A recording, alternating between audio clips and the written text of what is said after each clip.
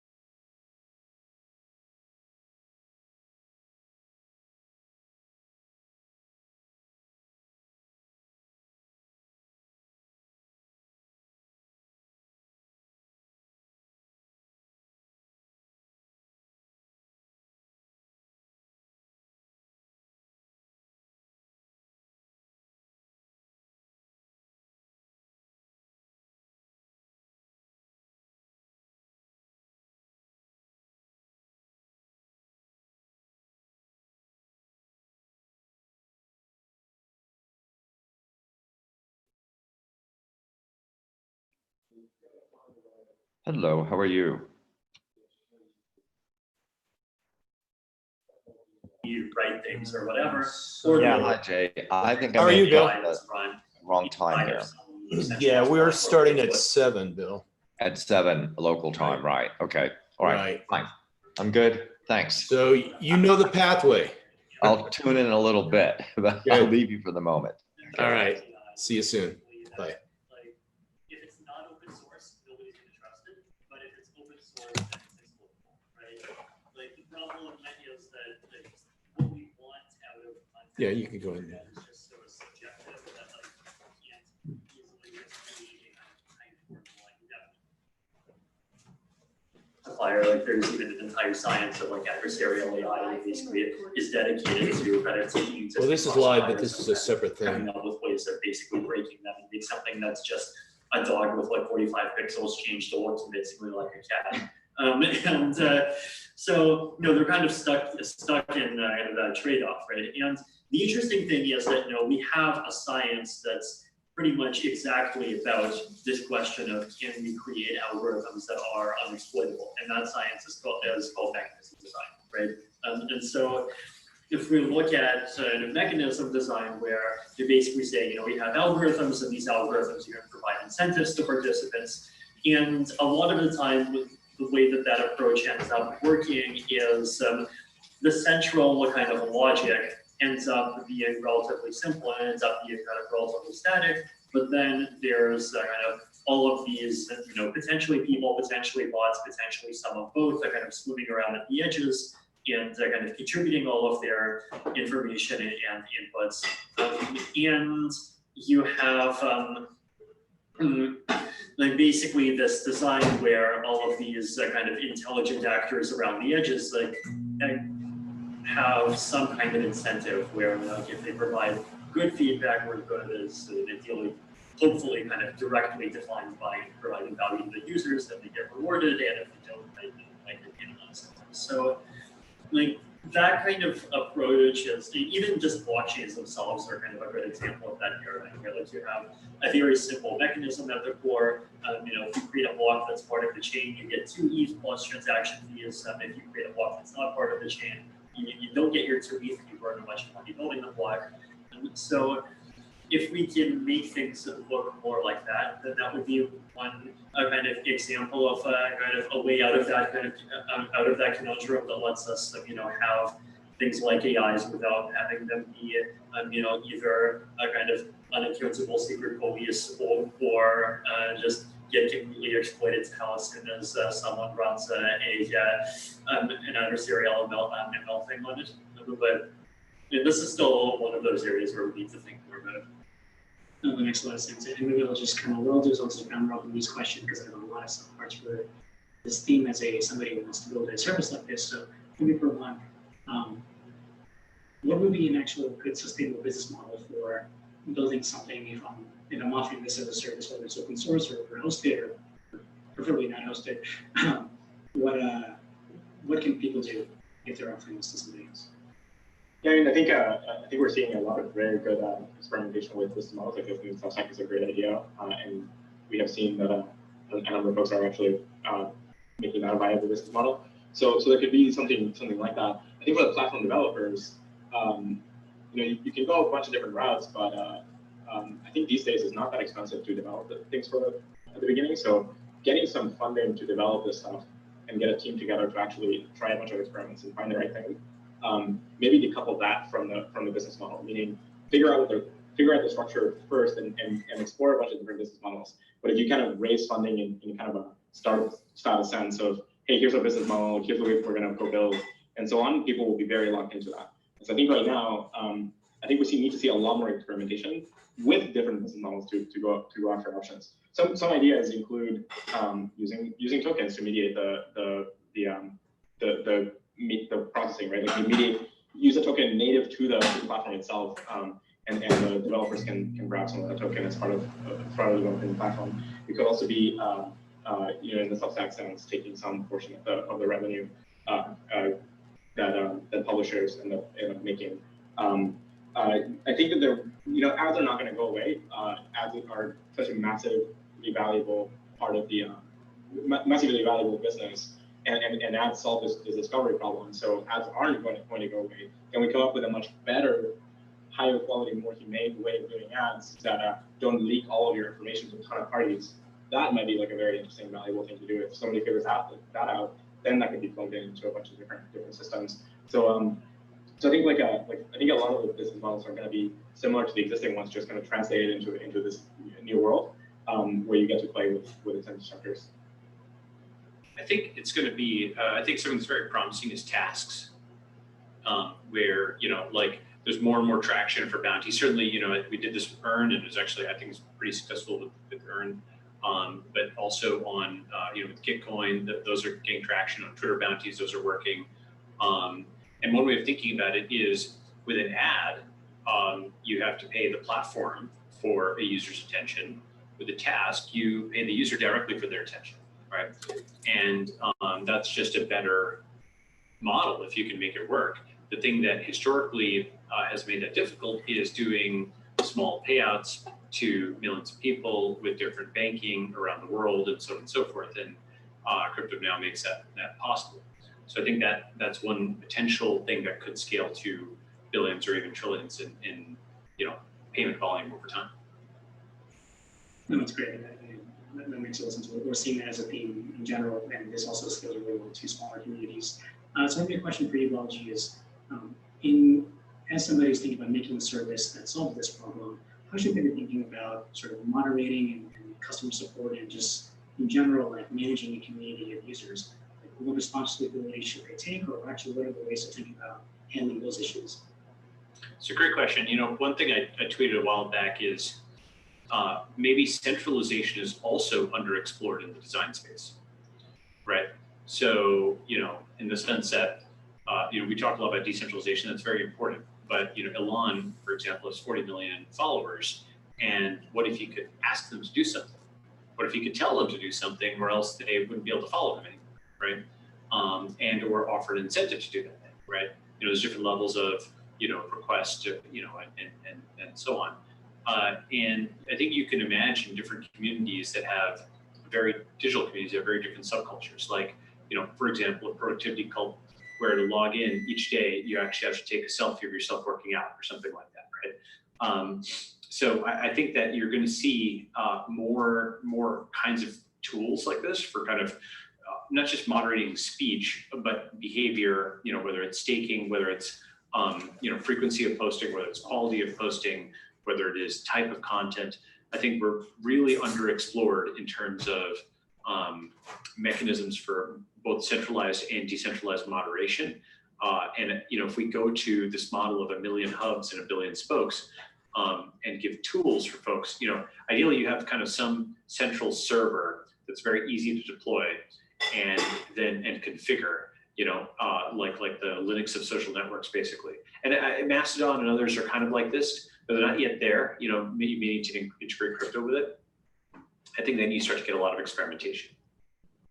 Great. And kind of just to flip this side on what this may look like for an user who's using a platform like this, does this kind of flip the model of consuming content where I now need to know what I need to follow and who I need to follow? Like kind of going back to the way anyone.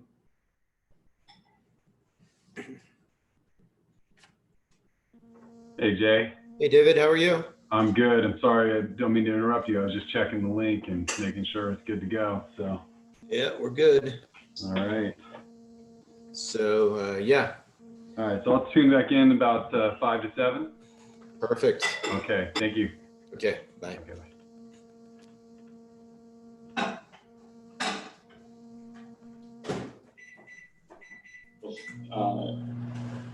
Machine-oriented and human-oriented, right? So there will be curation that happens from people curating other groups, and there'll be individual curation that you don't have that, and then there'll be all these algorithms that drive content your way. Because it's a market problem at the end of the day, there'll be a lot of different options and solutions, and we'll get a good evolution to finding out the right thing. Meaning, a successful platform has to solve this problem. So I'm not too worried about content discovery that much, and there'll be good mechanisms for it in a successful platform. How to figure it out.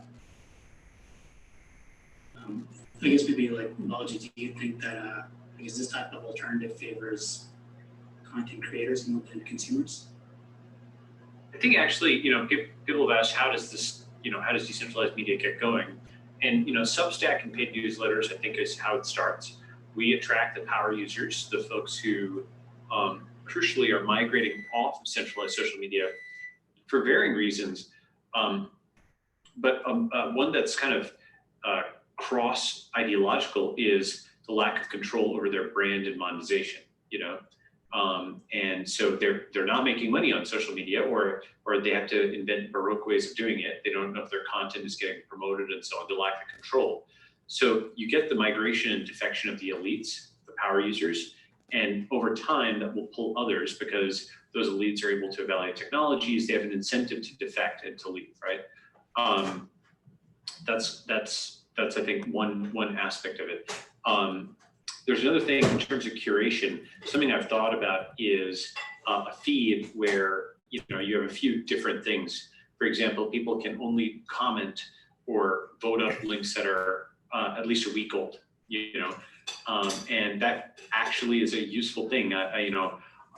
There's relatively little news unless it's like a burning building or something like that. You absolutely must consume today, now, right? And so there's a lot of attention around it, but it's often invalidated by reports a day or two later. The truth gets its boots on. So that's kind of one method. Another method would be to require multiple confirmations to upload it, whether in a decentralized court system or something like that. So I think curation also, there's a lot that we can do in terms of innovation if we just go away from what is just new and popular to maybe what is a little bit older but true. That's fair. And I guess a question for Vitalik. So, if people are worried about being sort of banned for what they say, or if there's some beliefs, or just not being able to monetize, or being able to say something without anonymously rather, and having a solution that lets you do all these things, what if we actually end up with a world where the winning platform is 4chan? It fits most of these criteria. It's kind of like a network that is somewhat centralized, but also has very curated moderation. Do you think how are we actually going to prevent these types of systems from forming and using the dominant? Yeah, so I feel like 4chan type things are like a great example of the difference between anonymous and pseudonymous, right? Like 4chan is like much more on the anonymous side of the spectrum. And I think the difference is that like you can focus on decentralization in the sense of like avoiding other people's negative incentives. And that's definitely kind of part of what's going on. But the other important thing is that kind of actively creating positive incentives, right? And if you don't have any notion of persistent identity, then you can't have positive incentives because like there's no persistent thing for those incentives to hook onto. And there's a lot of ways in which you can have persistent identity, persistent reputation, even in ways that are very strongly privacy preserving. You can have pseudonyms, but then you could even do crazy things like, for example, you switch to a new pseudonym every 2 weeks, but you would have some zero knowledge proof that links your pseudonym to some older pseudonym, and you don't really know which one, but like some kind of reputation score carries over. And you could even have negative reputation scores carry over potentially. Someone finding the research came up with a way of doing that in a privacy preserving way. So there's there's a lot of kind of room in terms of designing incentives to encourage actively good behavior. And like incentives can mean a lot of things. It can mean like micropayments and monetary rewards. It could mean just a reputation and just having more people see your content. It could mean a lot of things, but there's a lot of things that you can do there that I think are fully compatible with the idea that people should be able to kind of post under identities that are separated from the identities that they can use for like personal life and work and so forth. Great. And the last thing I want to cover before we move on to the audience questions is a lot of hackers are building decentralized social networks as part of HackFest. There's over 50 projects that are building a decentralized social network as part of their submission. And what I wanted to do was kind of have each of you just list any popular services or frameworks or just in general like solutions for each of these things that people need to solve for and have an alternative to, as like a list of ingredients that they can use right now to build their project. So I'll name some high-level categories, and if any one of you, without any kind of me picking on somebody, just kind of name the best solutions you know that kind of help with that, that'll be great, and we can move on to the audience side. So first off, I'll start off with identity verification. What are currently really good alternatives that are decentralized and also help with identity verification present? So, and I think like when people talk about the identity problem, they talk about it as this one big lump, but really there's a few separate problems that are lumped together, right? So one of them is just the kind of persistent access to an account problem, which is like have some identifier, it could be a long random number or whatever, where if you set up that identifier, you have the ability to maintain that identifier for a long period of time and like write posts using it and so forth. And the main, like you can obviously do that with private key. And like, for example, if you have MetaMask or any Ethereum wallet in your browser, then you can just use an Ethereum address as an identity. And that basically is like, it is a cryptographic key ultimately.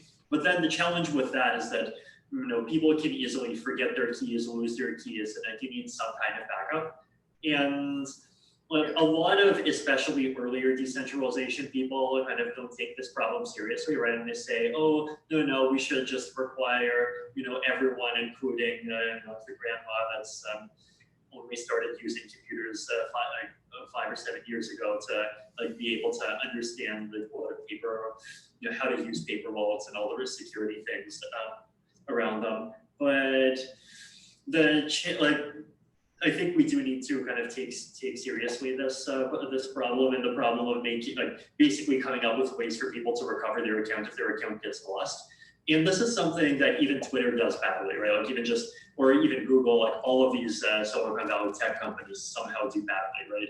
Like if you lose your account, you know, you have to appeal to customer service, and sometimes they just never respond to you, and sometimes, you know, like more privileged people can have a kind of private channels where they can get listened to more, and a lot of other people just don't have access to those kinds of channels at all. And it's just a problem where people think that, you know, oh, you can just talk to the kindest human and they'll figure it out, but often it just isn't true.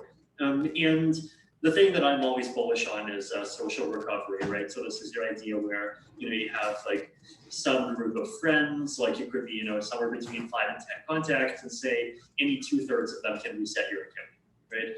And kind of the core of this idea is basically that, you know, there exist kind of real world links of trust between people, like, you know, like no one kind of literally is a kind of a mountain man that literally trusts no one except for, you know, themselves and the past versions of themselves have created some private key.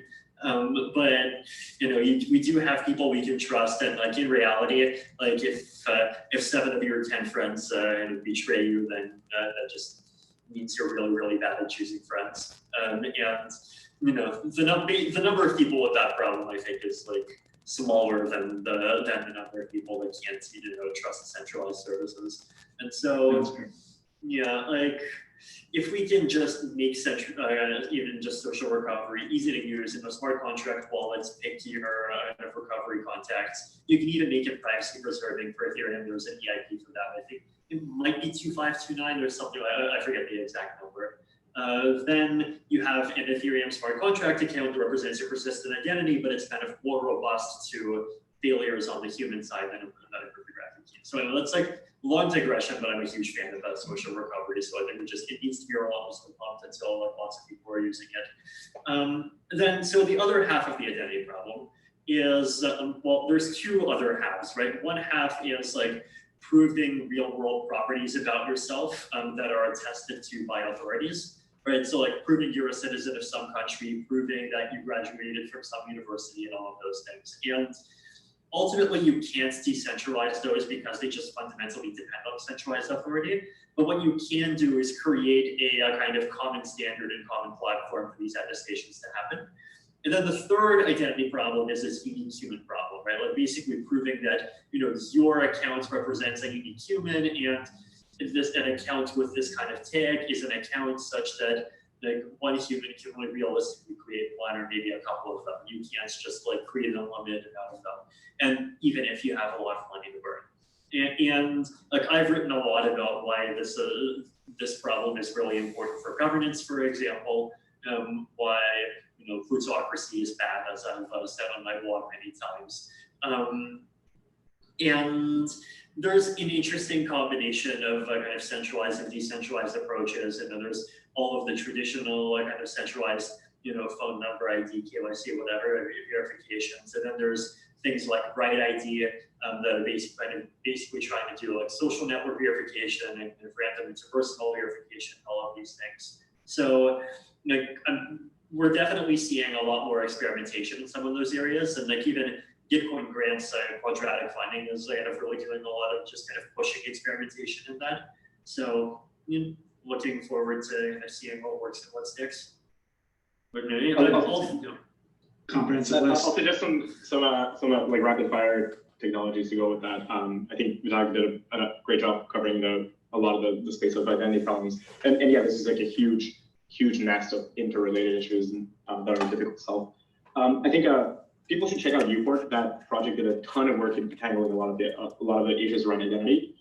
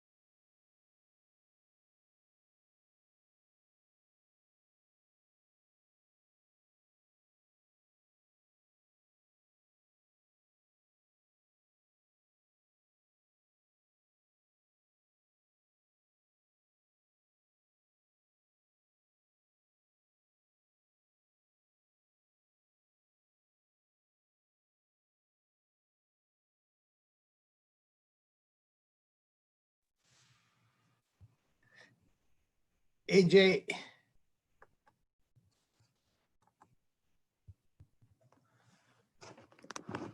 Hey, Gary. How you doing? I'm doing well. How are you? I'm pretty good.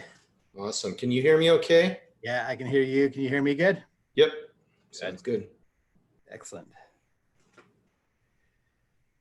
Just finished an 8-hour National Academy of Sciences meeting. Oh, wow. Gotta do it again tomorrow. Really? Wow.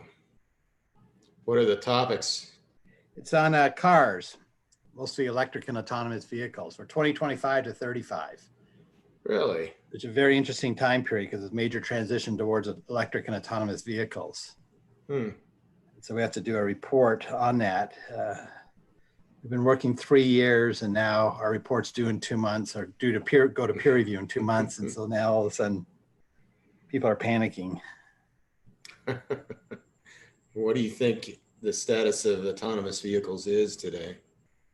It's definitely being delayed, but I think that'll be temporary. But, a lot of people are predicting by 2020, they'd be everywhere.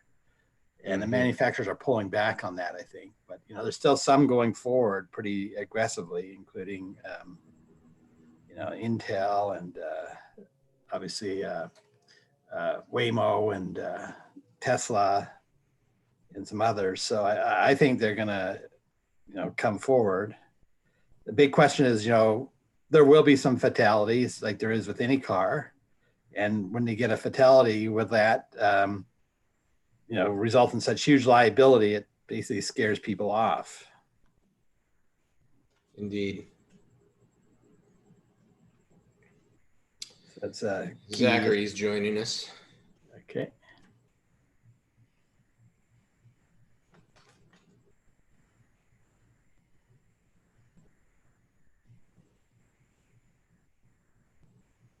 Yeah, it seems like when you remove the human from the vehicle, driving it basically, and something happens, it makes it even worse. Yeah. There's a sense, a lot of them will be level 3 where the human's supposed to be, watching over it. But of course, the human doesn't have time to react in most of these situations. Yeah. That'll only be a few seconds. Do you know if anybody's experimented with virtual drivers, sort of like a drone pilot? To drive in virtual reality, or? No, to drive Oh, semi-autonomous vehicles, let's call it. okay. So in other words, if you've got a human that's can control the vehicle remotely. Oh. And like a drone pilot. Yeah. That would seem like a nice hybrid between the two. And right. Then you could switch off. You could have the driver operating pretty much from anywhere. Depends on the latency. But anyway. Yeah, with big trucks, they were looking at that, I think. And I think that there's a company in Florida that's using that, I think, and they're testing it. They basically have someone back at headquarters who can control the vehicle. Yeah. Monitoring in real time. That would seem to make sense. We've talked a long time about airplanes doing that too. This Nikola Motors, the truck, their market cap exceeded Ford. Wow. Like briefly, at least. Yeah. They have an amazing market cap. Wow. That's cool. So Zachary dropped off for some reason. He was having difficulty connecting. Okay.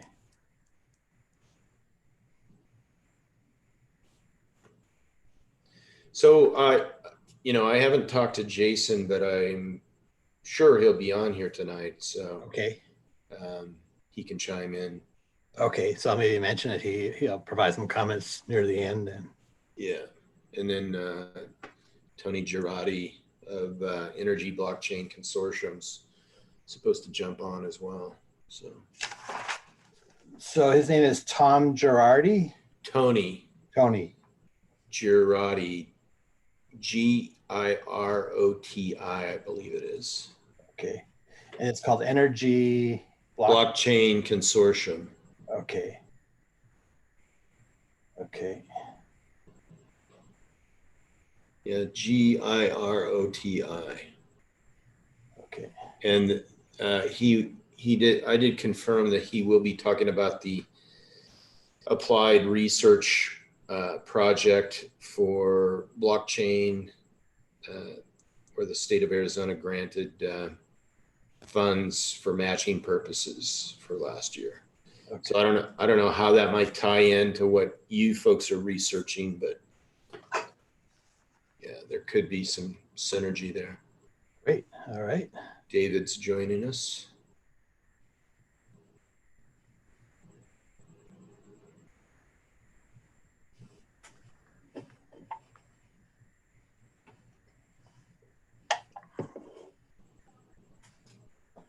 Looks pretty empty there where you're at. Yeah, well, this is the Desert Blockchain Camp location, Yeah. and this is a virtual background. Oh, okay. So, but this is what it looks like.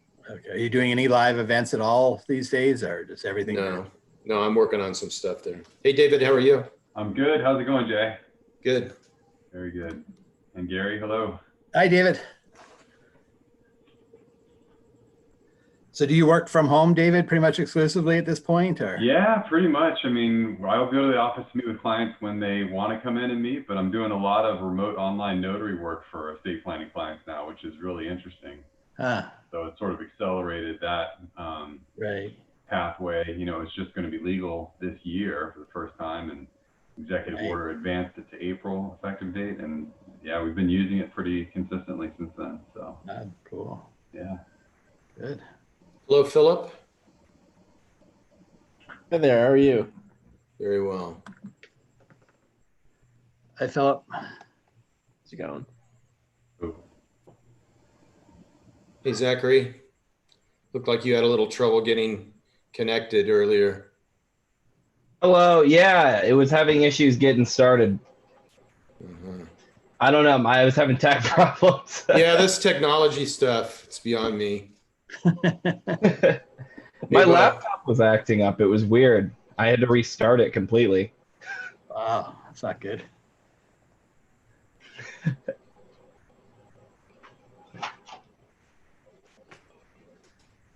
Yeah, if you lose your laptop in this era, you're really stuck. Yeah. A hard drive to crash right about now, anytime. My sophomore year, or not my sophomore, my second year, my 2L year, I actually had a laptop crash for a semester a week before finals, and it was my not God. good. It was the worst experience. Yeah, oh my God. Well, that's the Terrible. 2020 homework excuse. Instead of my dog ate my homework, my laptop crashed. Exactly. My dog ate my laptop. So we're going to go ahead. We're going to get started right at 7 when my clock says 7, and we'll start recording. I'll say a few things just to introduce you, Gary, and then you can take it from there, and should unfold as planned. All right. So we got one set of PowerPoints, Philip and David. So you guys, I'll just keep on rolling them. You just keep on saying next slide, and I'll just advance them for you, okay? That's great.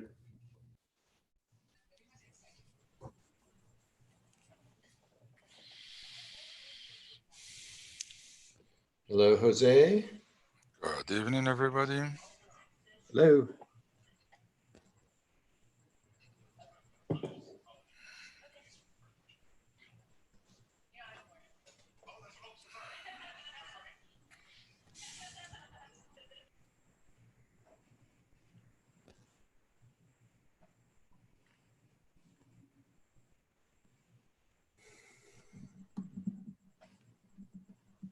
Okay, about 1 more minute.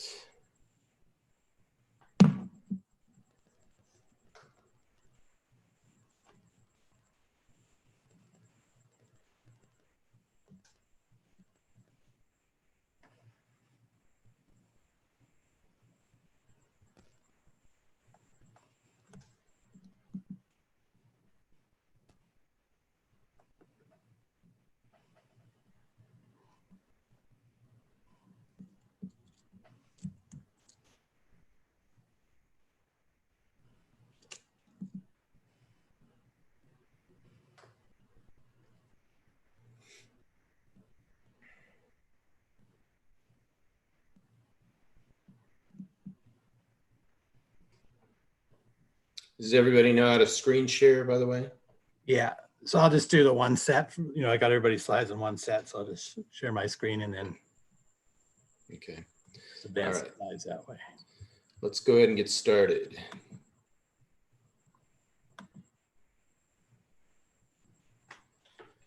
Welcome to the Desert Blockchain monthly session on July 22nd, 2020.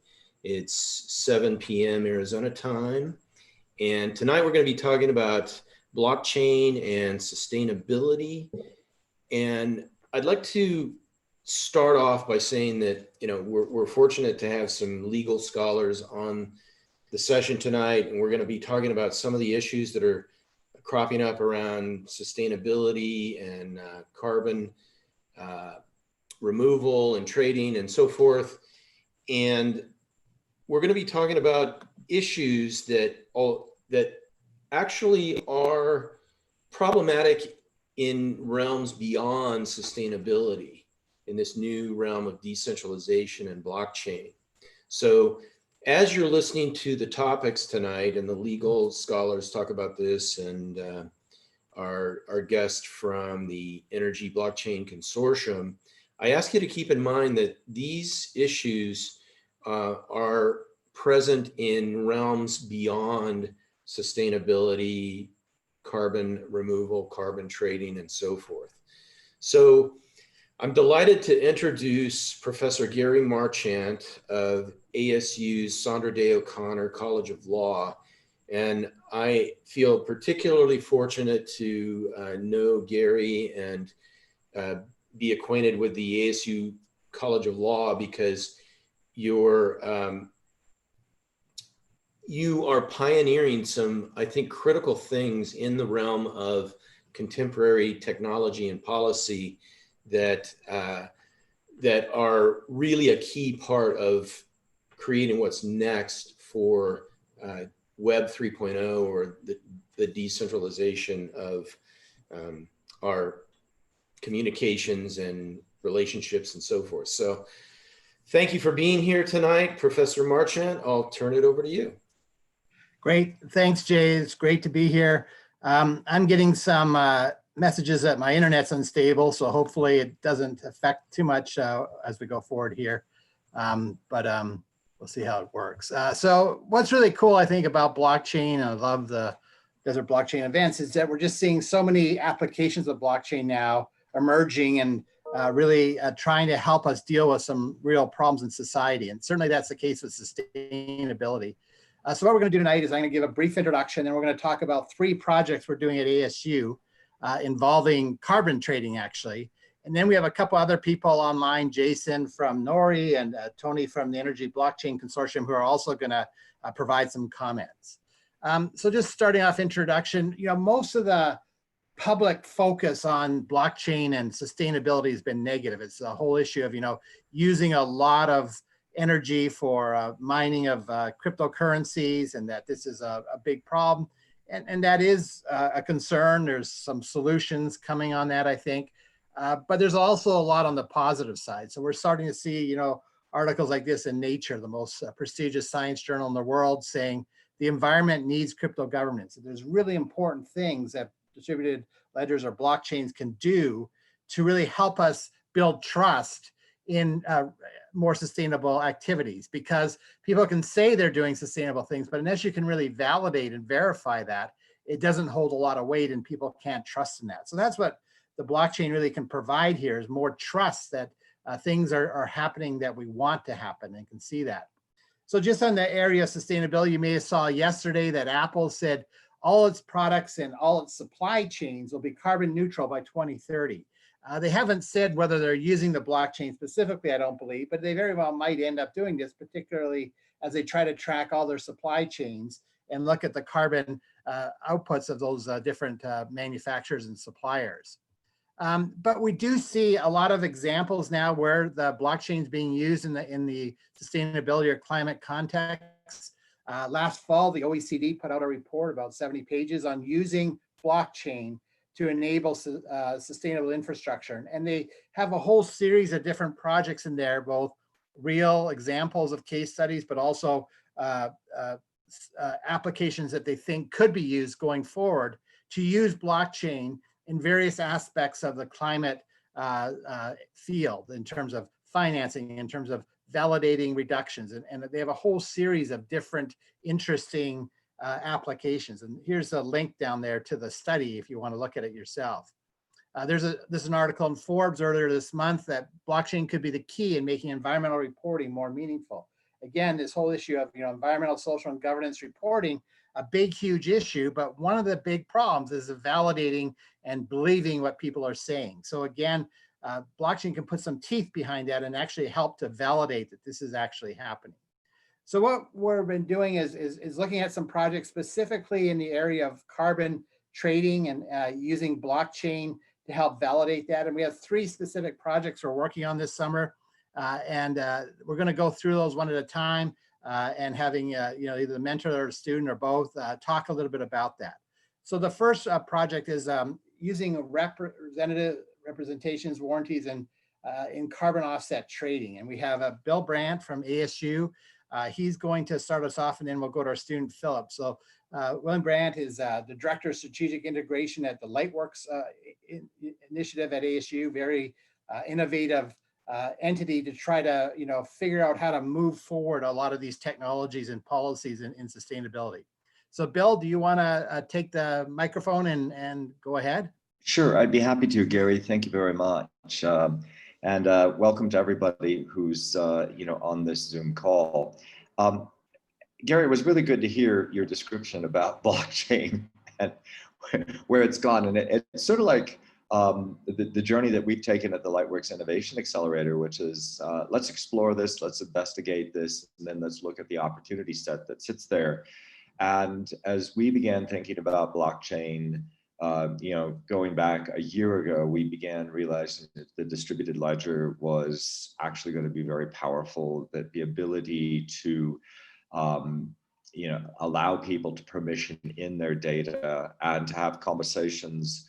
And what I mean by conversations, I mean track and trace and understanding who's in the chain up and down the system, felt to us like this was possibly a solution that would help us decarbonize the energy system much quicker than we could. Because when you really look through everybody's sustainability reports, and I'm talking about Siemens or ADM or others, the first thing they say is, right, we're going to buy renewable energy.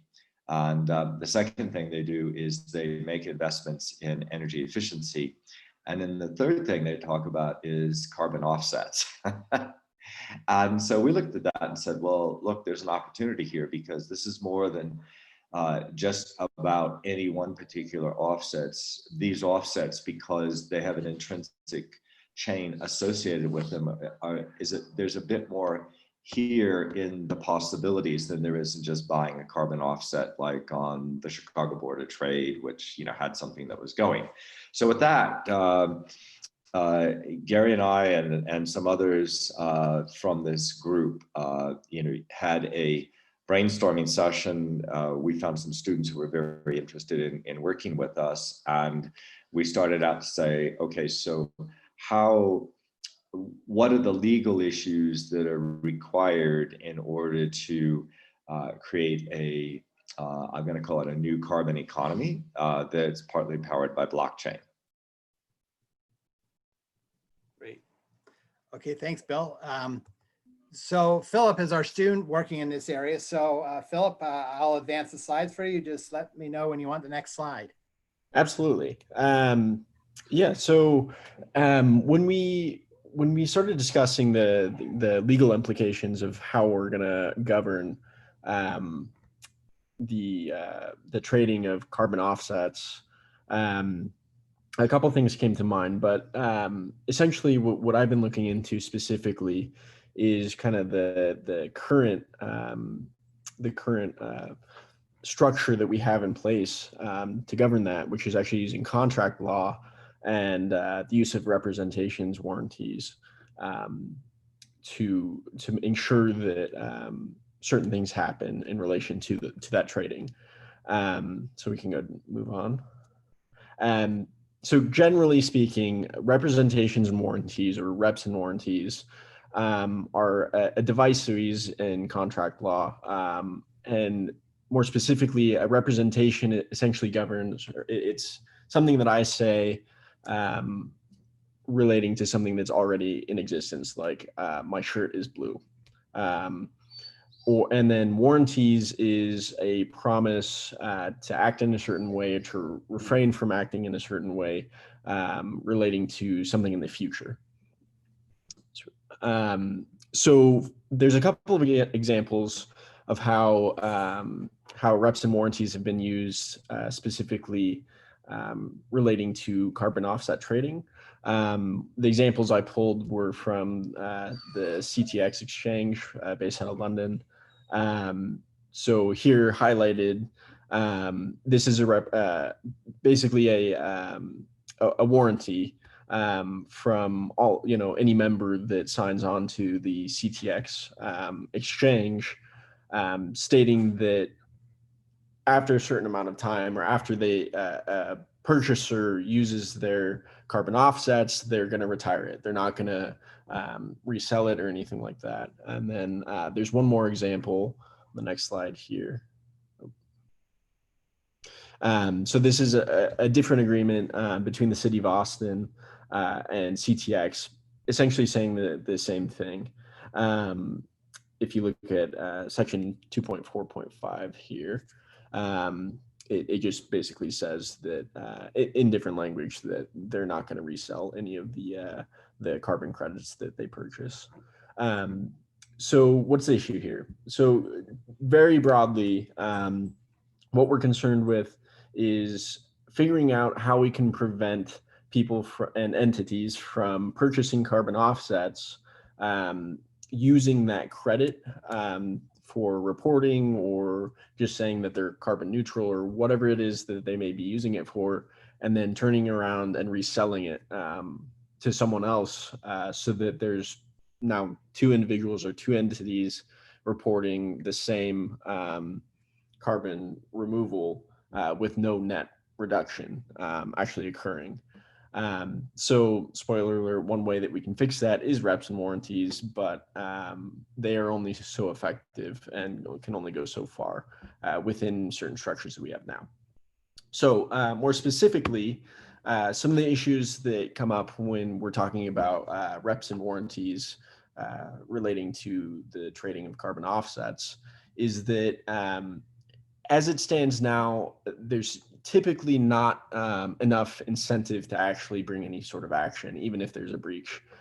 So for example, the CTX member agreement that we had on the screen a little bit ago, yes, technically, if someone were to purchase carbon offsets and then later resell them, they would be in violation of it. But realistically, in that agreement, the way it's set up, the only people that can bring an action on that for the breach would be CTX. And chances are it's not going to be worthwhile for them to pay all the legal fees, take it to court, drag it out, and actually pursue someone for violating their agreement. One reason for that is that the damage award not only is going to be likely difficult to prove, but monetary damages may not be sufficient in a case like this, where we're dealing with the injury being essentially that no new net carbon reduction has occurred because of the resale of a carbon offset. Money can't fix that, essentially. So it would take more than that, which courts can sometimes be hesitant to award without other specific language in the contract allowing for it as well. And then moreover, there's also many administrative difficulties in actually policing compliance, because CTX, for example, is just the market on which these offsets are traded. Right now, the way it's set up, it would be unlikely that they would actually learn of a buyer violating their agreement by reselling carbon offsets, just because once the transaction is complete, it's complete. There's not really an ongoing relationship with that buyer necessarily.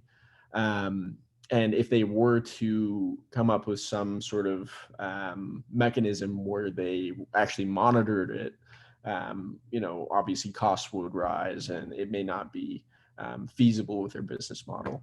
And then the last specific issue here is that the way that a lot of these agreements are written, again, the contractual parties are just the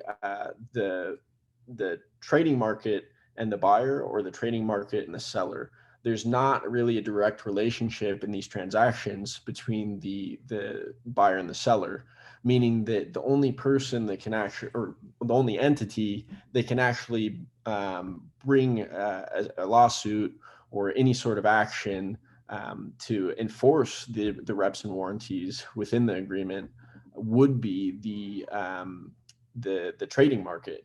It's so even if the seller, for example, found out that the buyer had resold the offset, they would have no standing to bring the case and it would be dismissed.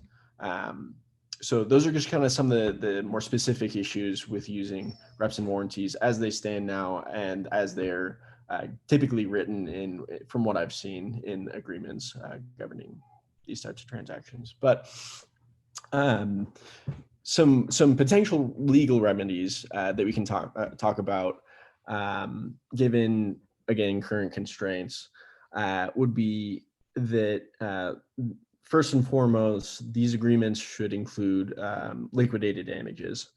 So what liquidated damages are is they're basically a provision within the agreement itself saying if the agreement is breached in any way, the damages are X number of dollars, or the carbon offsets are void, or they spell it out so that courts don't have to fight over it.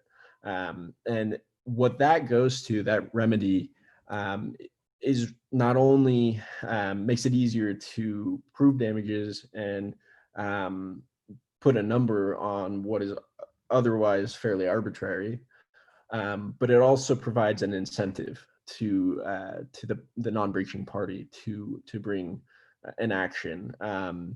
It's more likely that when there's a dollar value on it or something else, they're more likely to make that decision. Injunctive relief, kind of like what we just spoke about a little bit ago.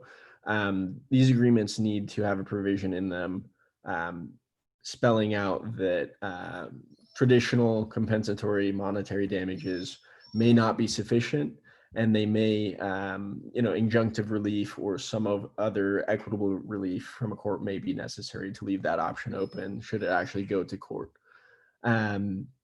And then, going towards the policing of this, it may not be the most effective, but one possible solution would be to require buyers of carbon offsets to, after a certain amount of time, actually come back to the trading market or come back to even the seller and certify that they had retired the carbon offsets that they purchased, so that you can actually keep track of whether those have been retired or if they've been resold. Obviously, there's some issues with that. People lie, but within the current framework, it is an option. And then lastly, for dealing with the lack of standing for sellers, making them a party to the actual contract and making the agreement not only between the trading market and the other party, whether that be the buyer or the seller, make the relationship more direct between the buyer and the seller so that they have standing. But that being said, that's within our current framework.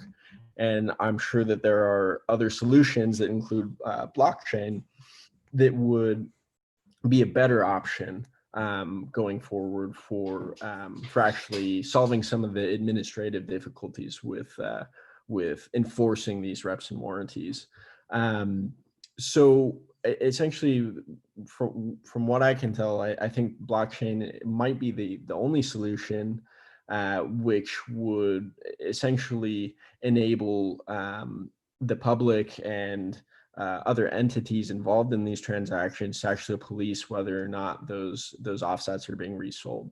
But that said, I kind of wanted to open it up a little bit if that's possible and figure out, you know, if you guys might have any possible ideas on how blockchain can be used to solve some of these problems. Because the legal framework is certainly not the answer to everything. Great. Well, thanks, Philip and Bill. Jay, probably be best maybe if we go through all the talks and then open it up for any comments or suggestions or questions. Yep, that works. Okay. So, you know, hold that thought of, you know, how could we use blockchain in this context? But let's move on then to the next topic, which is jurisdictional issues with international carbon offsets. And a student working on this is Zachary Cooper is on the line, but David McCarville, attorney here in town, is working on this. He's going to give the presentation. All right, thank you, Gary. So yeah, jurisdictional issues and international carbon offsets. First, I want to define what the carbon offset project is. It's basically a way to capture 1 ton of greenhouse gas emissions, and that is the equivalent of 1 carbon credit. So if you're buying a carbon credit, you're basically buying 1 ton of greenhouse gas emission reductions. And the trick is, you know, how are these offset programs run, and what are the incentives driving the people selling the offsets? And so we'll get into more of that here going forward. If you would, Gary, advance the next slide. So there are 2 markets for these carbon offsets. There's a voluntary market, which is set by companies and countries, and like the city of Austin has voluntarily pledged to become carbon neutral. And this is a pretty big market. In 2018, there were 300 million traded carbon offsets in the voluntary market. That's equivalent of about 100 metric tons of carbon. Then there are compliance offsets that are used to meet legally binding caps on carbon, like the EU's emissions trading system. So these are 2 different markets that we have to deal with. The compliance markets have jurisdictional issues, but they are largely defined by the market they're in. So for instance, the EU's emissions trading system uses an EU jurisdictional boundary, whereas the voluntary market has struggled a little bit more, my understanding, with the jurisdictional issues. And that's where I think a lot of the opportunity is for a legal solution, possibly a technology solution using blockchain and distributed ledger. So there are 4 requirements for a reliable carbon offset. The first is the idea of additionality, meaning that you have to be able to prove that your carbon offset would not have happened anyway. That wasn't just something that you're taking advantage of through an existing process. And this requires some rigorous and transparent accounting, going back behind what is being offered to understand, you know, what is going on the ground where the offset is taking place. And so that additionality requirement is sometimes difficult to establish. The next requirement is permanence. So permanence is important when you're selling a carbon offset, and a lot of these carbon offsets have been through reforestation plans. The problem with that is that Mother Nature has something to say about reforestation, and it'll come in and destroy huge amounts of reforested area. And so those carbon offsets may not have the effect that they should have had. Plus, we know that trees, when you plant them, it takes a long time for them to grow to a point where they're actually sequestering a lot of carbon. So there's an issue there with regard to timeframes. So the permanence of the carbon offset is also a quality issue that you have to look at. And then I think what Philip touched on is double counting. You have situations where a carbon offset is sold once and then it's sold twice and sold a third time and so on. And sometimes it just remains on a seller's balance sheet. This has been the subject, I understand, of Article 6 of the Paris Climate Agreement, and that's still not agreed upon. So this double counting issue and how that's solved, blockchain has already solved that. So that technology exists to solve that right now. It's just a matter of getting the parties to cooperate. And then there's leakage, which is a situation where an industry in country A with a cap and trade compliance plan relocates all of their polluting activities to country B where there's no cap. And that's something that, you know, we have to be aware of. This is a global issue. The greenhouse gases are global issues, and, you know, companies that are producing products that have greenhouse gas emissions as part of the production, they have incentives to go to countries where there are no caps and they can do these things at a lower cost. So these 4 requirements all require accounting, good governance, and cooperation amongst countries and across jurisdictions. And so it's these jurisdictional differences that, you know, cause a lot of problems. And, you know, I think that there is a way to solve this using technology, because once you start to trust the processes, the hardware and the software that are in place, you can have some certainty about what it is that you're purchasing. So next slide, please. So this was an interesting finding. I thought coming into this that the jurisdictional issue was going to be essentially that you might as well stay within one jurisdiction to be sure of your carbon offset and to, you know, have some certainty of it. So if somebody's selling me a carbon offset, at first I thought I'd prefer to buy it from somebody here in Maricopa County so that I can go to Maricopa County Superior Court or Arizona District Court and sue them and get some satisfaction. But the reality is a little more complicated. And another factor is that places like the Amazon, where the rainforest is being, you know, degraded and deforested at a large scale, it has real impact across the globe.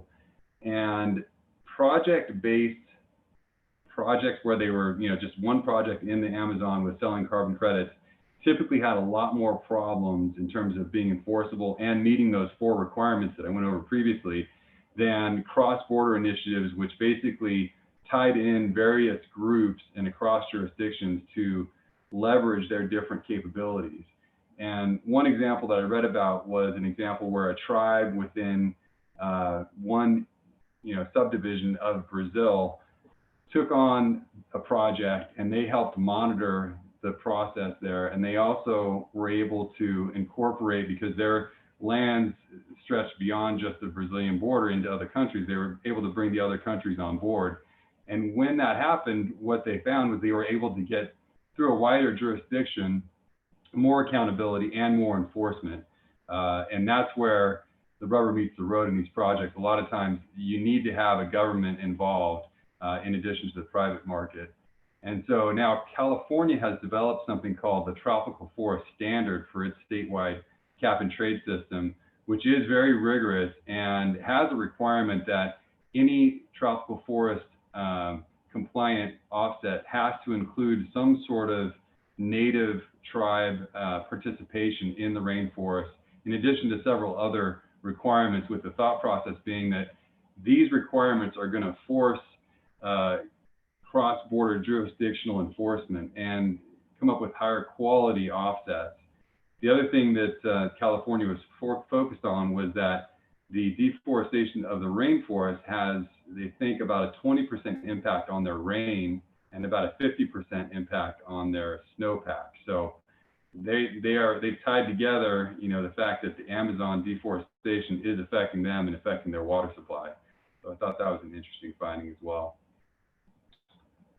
So next slide is, so this Charlie Munger quote I think is great. Never ever think about something else when you should be thinking about the power of incentives. And there are a couple of examples here of incentives driving people to do the wrong thing. So there was an HCFC 22 manufacturing company in China that for each unit, and HCFC 22 is a refrigerant. So when they created this refrigerant, they also created 5 times as many HFC 23 gases, which are greenhouse gases and very destructive. And it was determined that they were basically manufacturing more refrigerant than they needed to, just so they could have a high baseline, and then they could take credit for shutting down and destroying the HFC 23. So that's the power of an incentive, incentivizing them to do the wrong thing. Same type of story in 2011. There was an entrepreneur who I think honestly thought he was doing the right thing, but he ended up getting approval of a local tribe off the coast of Canada to dump a bunch of iron tailings into the water, then created a huge algae bloom that was supposed to create offset credits because the algae was an offset credit, and then he sold those, generating millions of dollars. So these are the kinds of things that have happened in this early market, and these are the kinds of things that I think, you know, we as lawyers and as people who want to see blockchain and distributed ledger technology tackle these problems, I think what we need to think about is how do we develop a system that will incorporate all of the data associated with the carbon offset and really track that pedigree, and be able to understand, you know, where it came from and what maybe some of the adverse consequences were of the creation of that offset. So here are some ideas about blockchain and distributed ledger technology solutions to this. Additionality can be verified and established by the data set that's associated with the carbon offset. So one of the incredible things about blockchain and DLT is it really is just a superior data management tool, amongst other things, but that's one of the primary use cases. And if you had a carbon offset that's being offered, the type of documentation that should go with it should be, you know, stored on a DLT, and it should be able to be read and validated fairly quickly.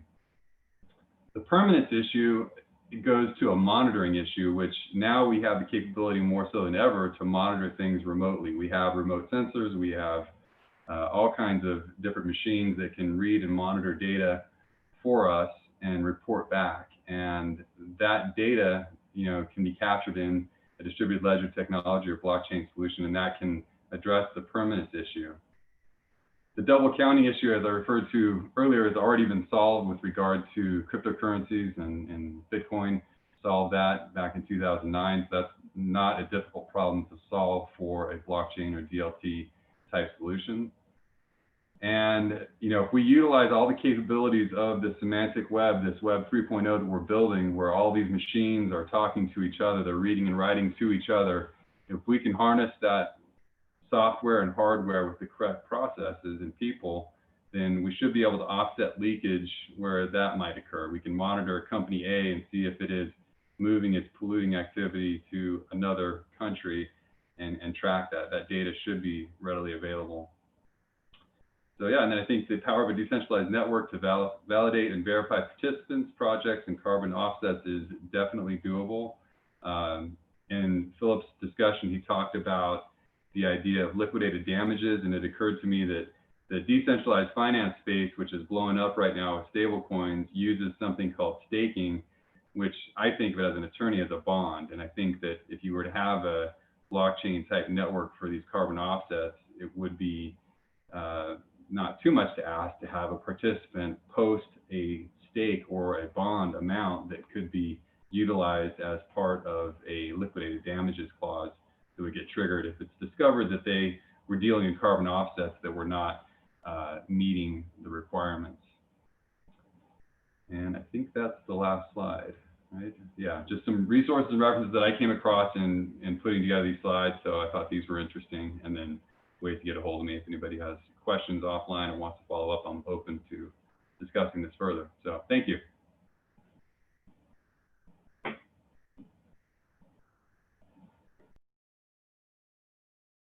Thank you very much, David. We'll now move on to our third topic, which is an issue of revising blockchain records. I mean, one of the great things about blockchain is they're supposed to be immutable, but sometimes you may need to revise them. And Carolyn Lynch is going to talk about this topic.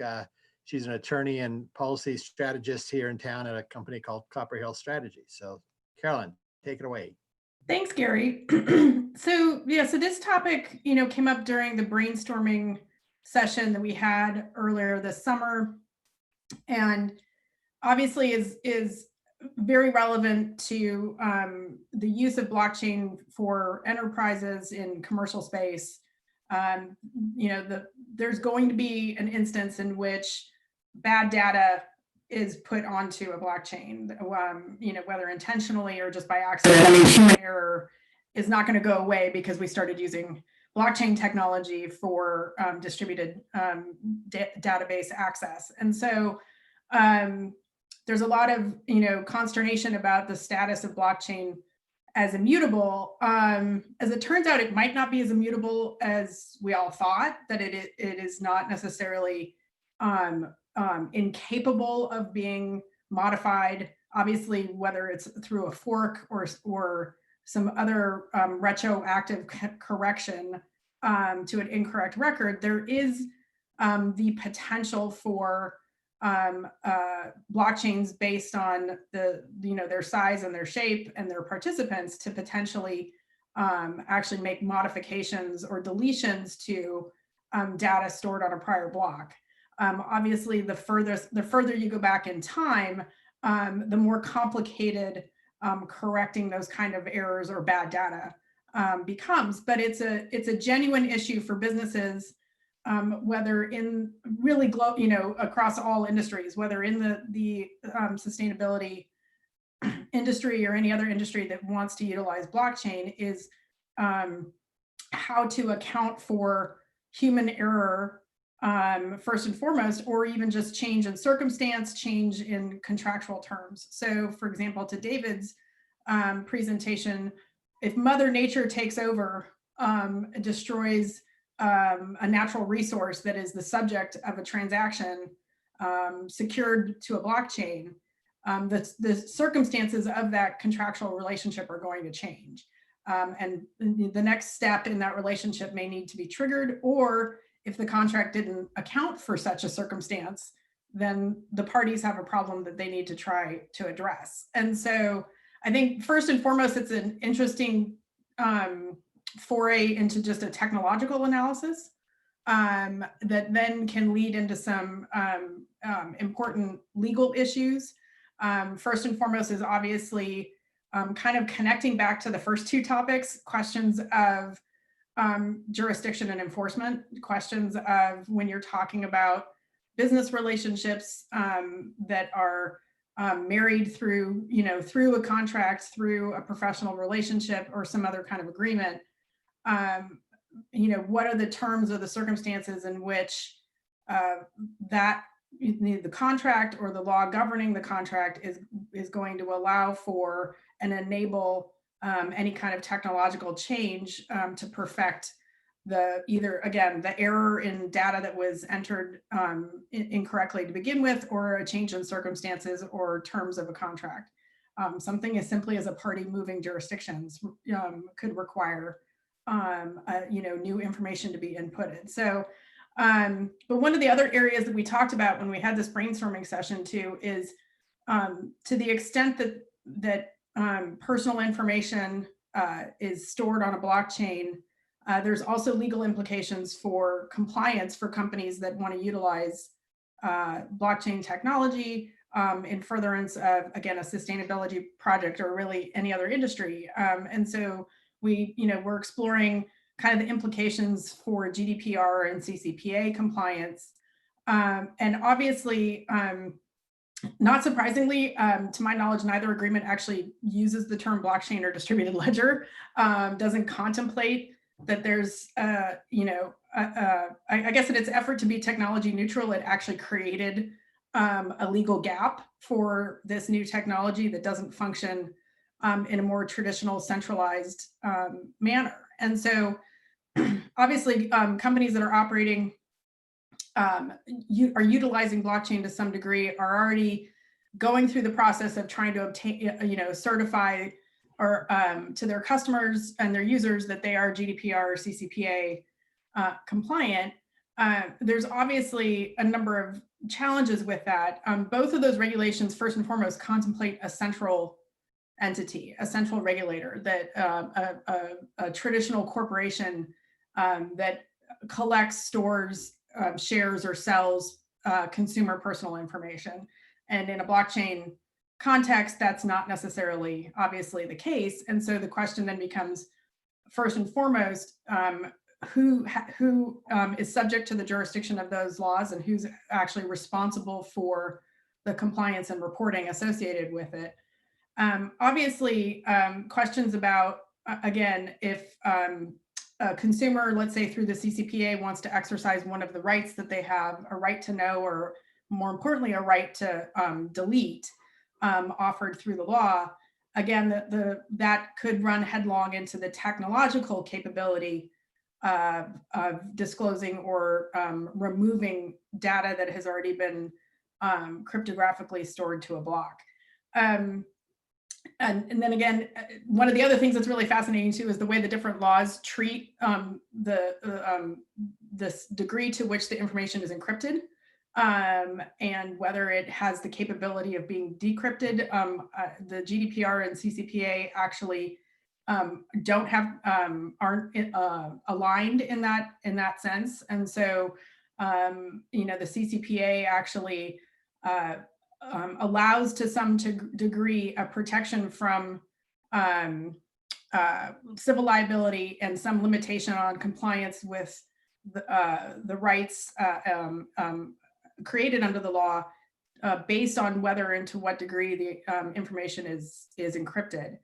I do think one other really interesting area to explore, most of the research and the writing that relates to, again, primarily the application of these privacy laws to blockchain technology, most of the writing that I've read talks about the friction between those two, talks about the fact that there's a significant degree of incompatibility, both for just jurisdictional enforcement issues, but also again on how do you change records that are largely immutable. I do think there's an interesting area to explore, which is could blockchain, particularly through its identity mechanisms, be used to actually empower individual consumers to make affirmative decisions about how their information is going to be stored on the block, and in doing so reduce the potential that a consumer would have to go back and request for that information to be deleted sometime in the future. That by almost empowering the consumer to opt in, if you will, to a variety of different options or selections, with the understanding that once they do that, using the blockchain check technology, their information is then going to be cryptographically stored on a block. That could actually be a way to empower consumers and maybe flip the narrative a little bit from what has been discussed more recently since GDPR and CCPA came online. So.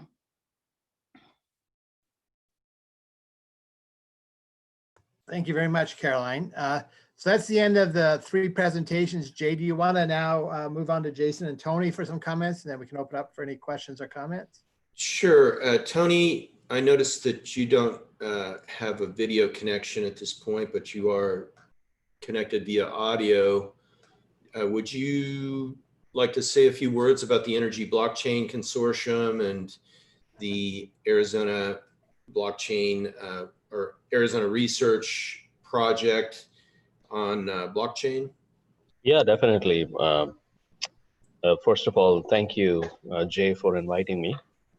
And I actually got a new computer and my camera is by default not set. So I apologize for not having the time to enable my camera. Something to do with this Lenovo fancy laptop I just got. But anyway, I'm very happy to be here. I'm actually in the East Coast in Florida at the moment. And I really wanted to attend this meetup because I've heard good things about it and I wanted to be here. So this is my first time, but I'm really glad to meet with all of you. I've actually done a number of webinars myself.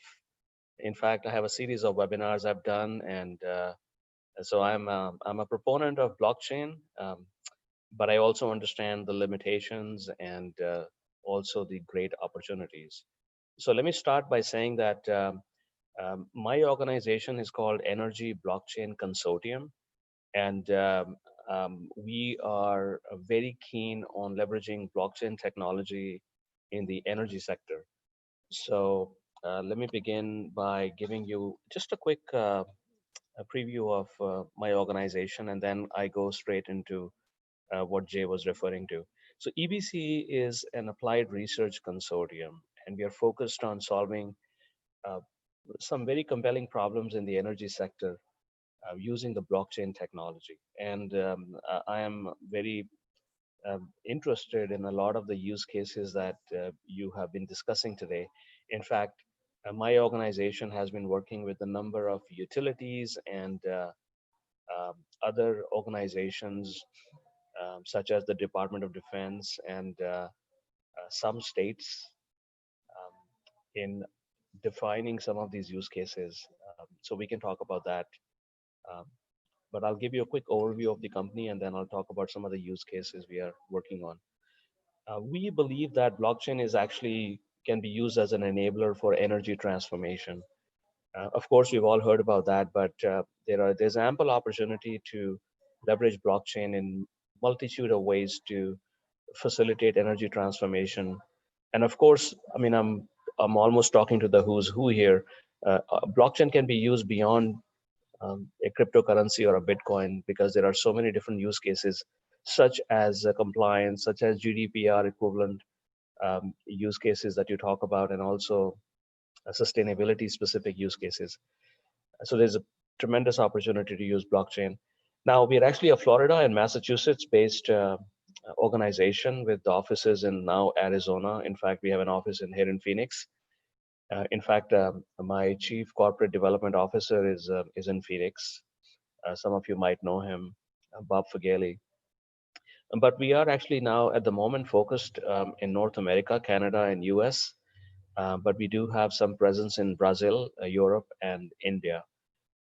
And we are working on a number of use cases in actually the Indian market. And we've launched a use case specific group in Europe as well. So there is some interesting work going on, not just in US and Canada, but also in Europe and India. What we do as an organization is four things. We actually do a lot of education. We do a lot of webinars, but we also do some professional conferences. We have at least 2 or 3 conferences a year. And because of COVID, we have actually become a little bit more docile, but we've done multiple conferences. In fact, the last conference we did was in a summit in Arizona last year in Phoenix in March 2019. And then we had our annual conference in Atlanta. And these conferences are based upon how blockchain can be applied in the energy sector. So we get a lot of good people from the utilities, and they are mostly attended by 150 to 200 people. And usually we have about 35 speakers on these conferences, basically. So that's the education part. We also do development of use cases. The use cases are very critical to us, because when we talk to different utilities, they are very keen on identifying what the use cases are. So we work with them in defining these use cases. The third thing we do is that we develop interoperability standards, actually, because we believe that the future in the energy sector is not hostage to a specific technology of blockchain, such as Ethereum or Hyperledger or others. We believe that interoperability standards are the mechanism by which we can actually reduce the cost and also improve compatibility across multiple systems and applications. So interoperability standards are a key ingredient of our effort.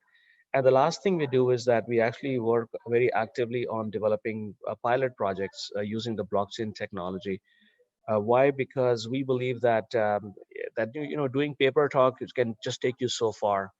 As an applied research organization, we take our research and we apply that on a real use case with real players, whether it's a utility or a microgrid or a specific site. So we work side by side with a number of players.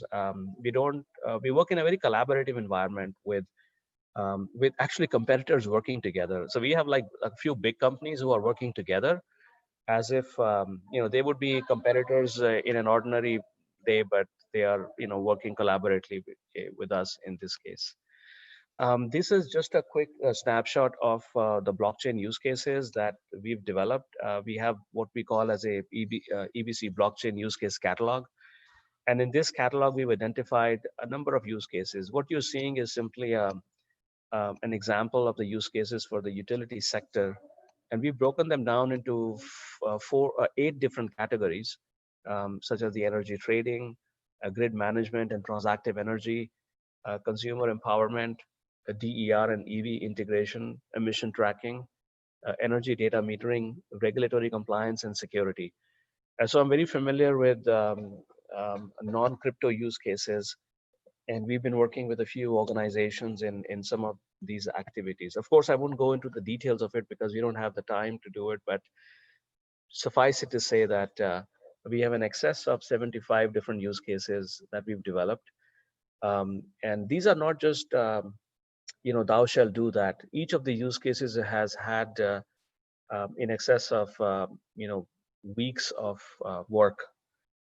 Because we get together in meetings with utilities and do whiteboarding and discussions like that. So each of the use cases has hours and hours of research and work that has gone into it, basically. Now, there are 3 use cases specifically that we are actively working in Arizona. We have launched a group called the EBC's Arizona Blockchain Working Group. And in this working group, we are working on 3 specific use cases, and we've also introduced sustainability as well.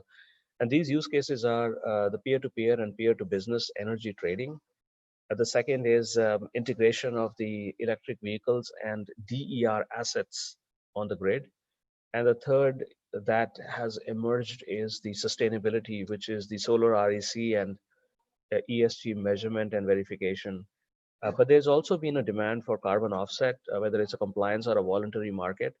So we are leveraging these 3 candidate use cases as a pilot project in the state of Arizona now. Here is a little bit of a call to action if you folks are interested. We've received a grant of $250,000 of funding or grant, whatever you want to call it, to conduct an applied research project, actually. And in this project, we have these 3 use cases that we've identified that are going to become the basis for the pilot. And the requirement for this grant, which we've already received, is another $250,000 of matching funds from other sources. We already have partial matching funds from a few other sources, but now we have opened up for partners to collaborate with us. And I think the benefit of others to come, in addition to the members, so we have membership, people join our consortium as a member, and they fund projects.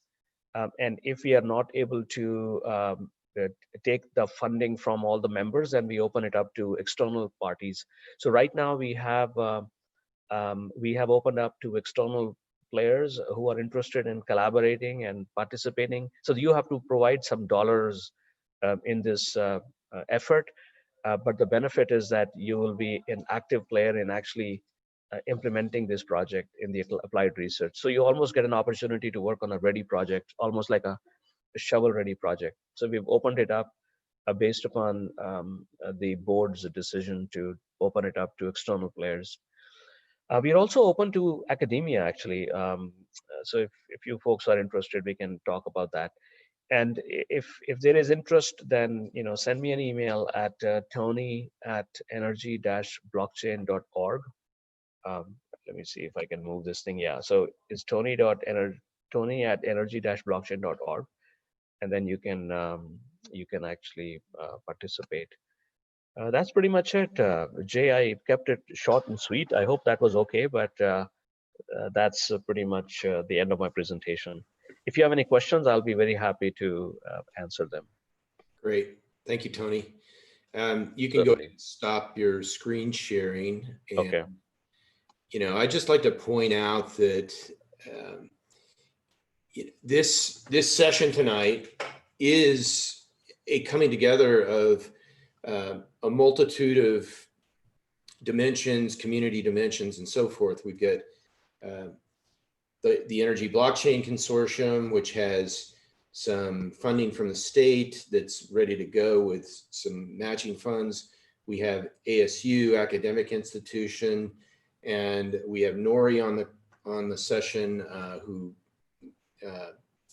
Gary, you can introduce Jason in a moment.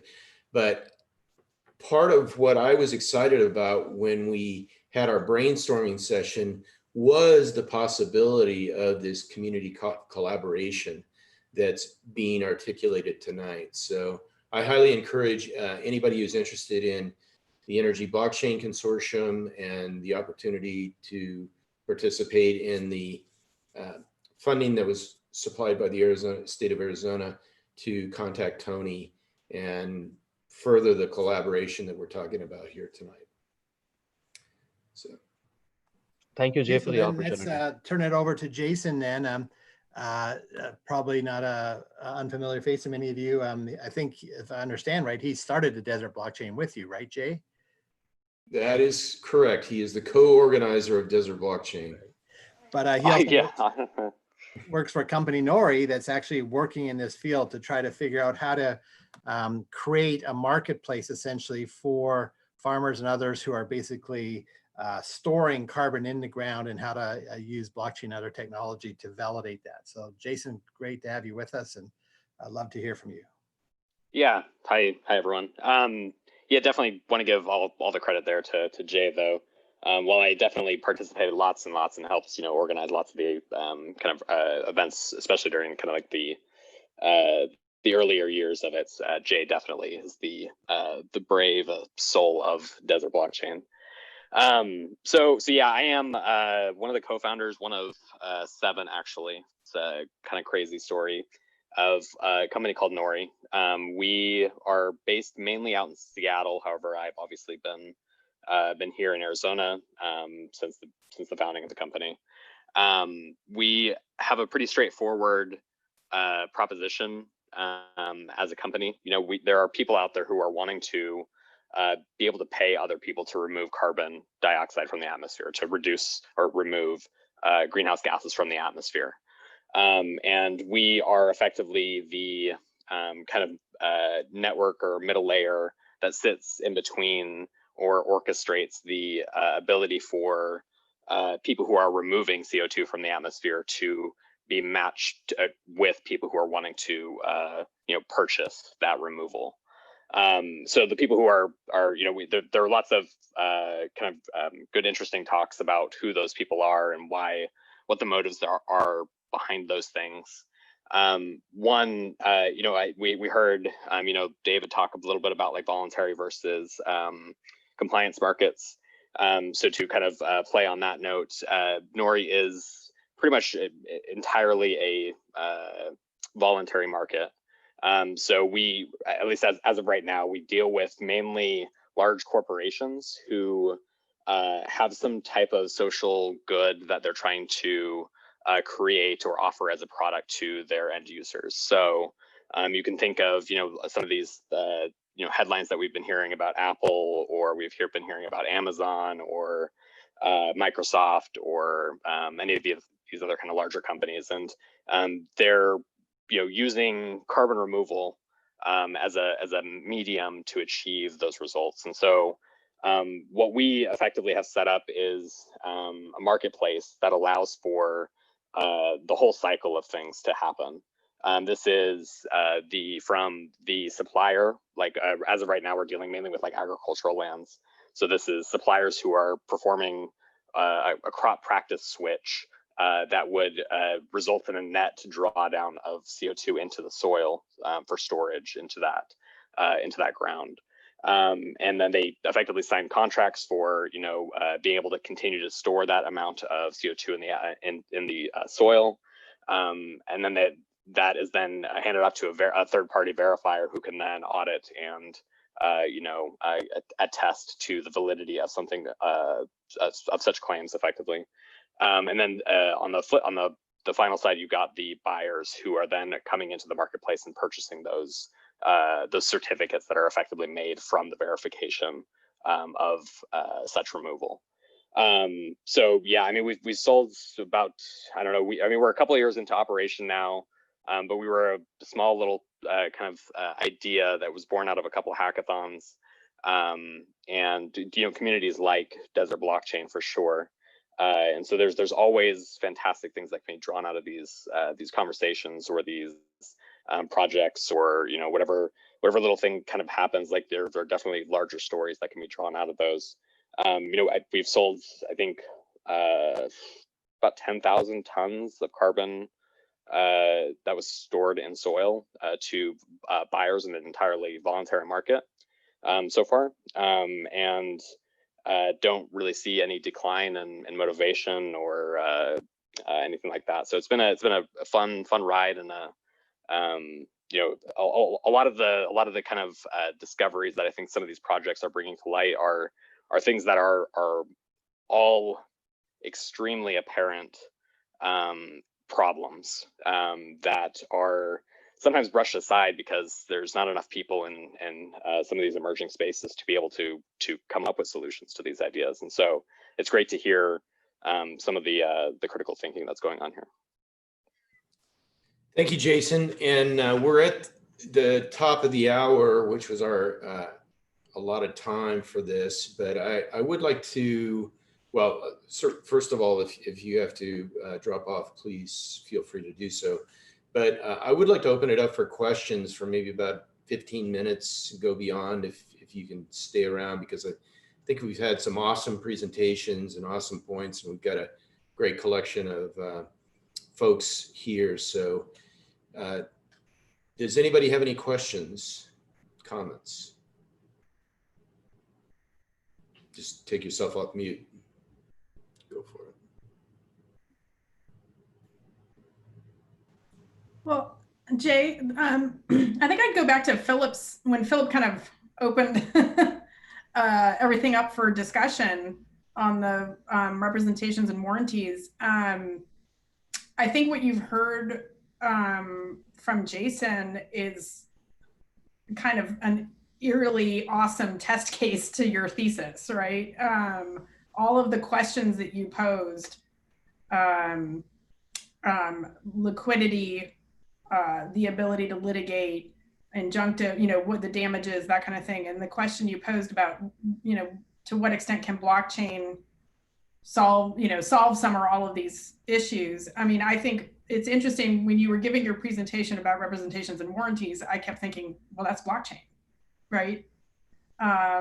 Participants in a blockchain are expected to adhere to a code of conduct about future behavior, which is a warranty. And they are expected to make accurate and factual representations as to what they're bringing to the agreement, to the participation in that group.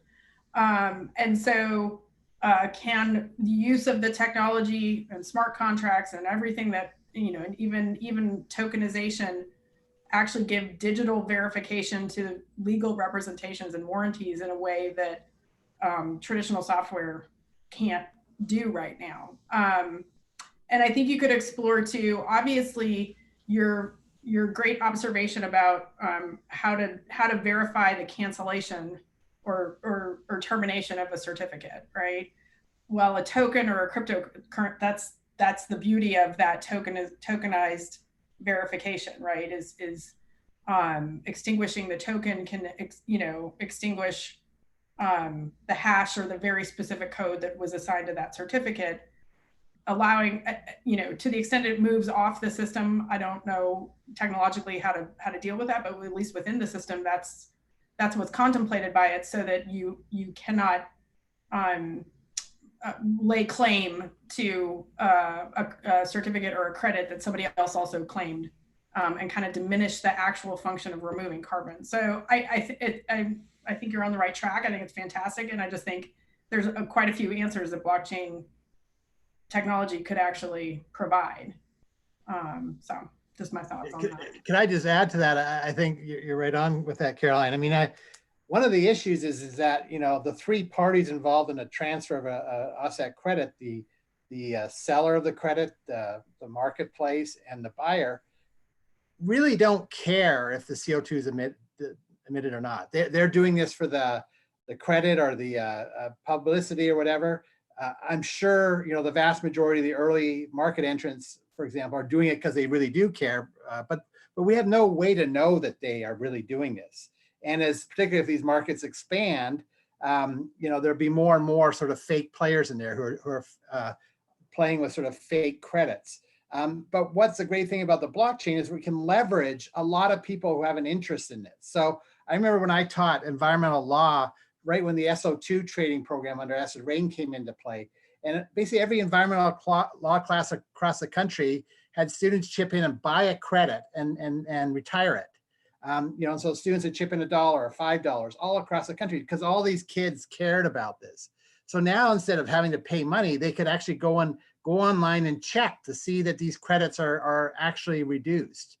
So we can leverage all these people who have an interest from their planet or whatever, being safe, who have a lot of energy and time, can actually now serve as a free enforcement mechanism if they can see on the blockchain where the transfers occurred.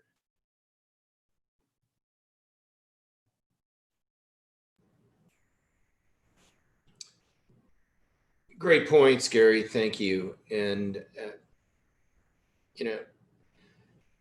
we're in a time when we are presented a lot of data on a variety of things, and that data is definitely impacting our lives.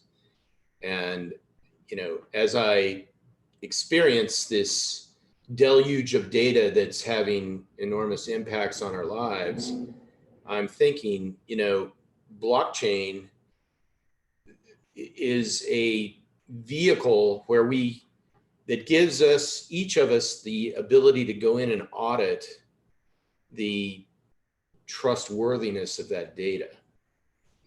And so I think there's a lot of opportunity in this whole realm of permissionless, decentralized data and so forth. It's called blockchain, but it really should be called decentralization.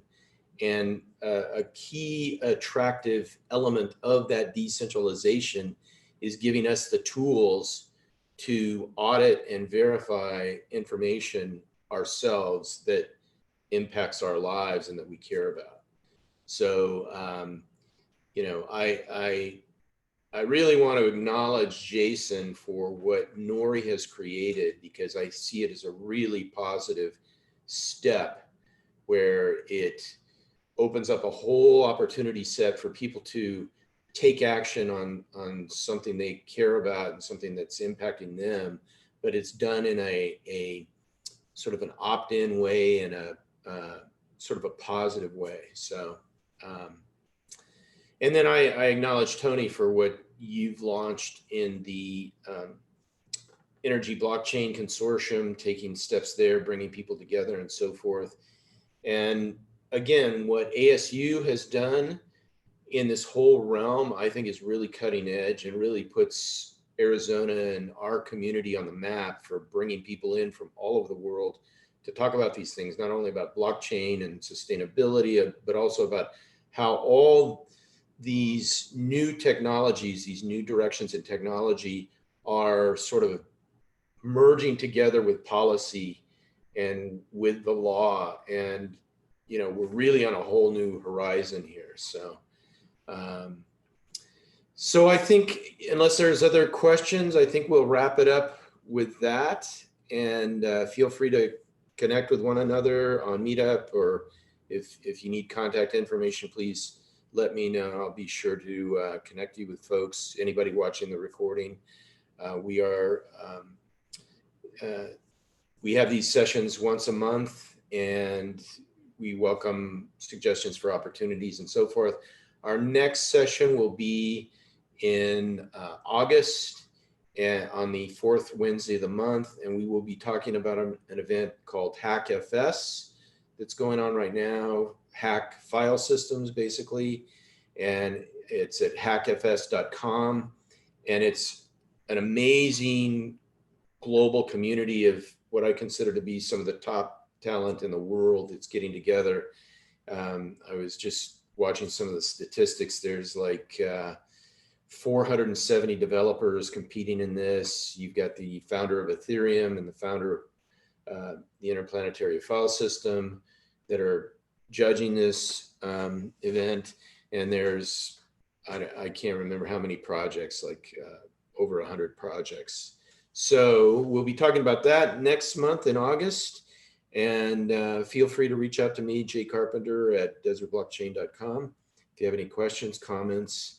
And I really appreciate everybody's participation in the session tonight and the exchange of comments, ideas, and connections. So have a good night. Thanks, Jay. Thanks, Jay. Thank you, Jay. Bye-bye. Thanks, Jay. See ya.